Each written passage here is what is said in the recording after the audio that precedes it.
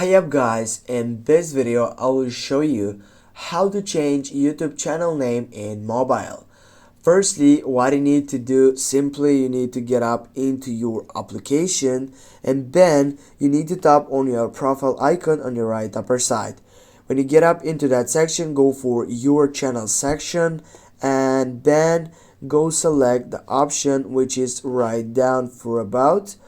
But also, before you get up into that section on the home screen, you're going to be able to tap on that edit button which is on the first selection. Just click on it and here it is your name section. Click again on the first site name. Here guys, you have the chance to change your name on your channel on YouTube. For example, if you want, you can get for, I don't know, this one, just go for K. And that is guys, we have changed our YouTube channel name in mobile.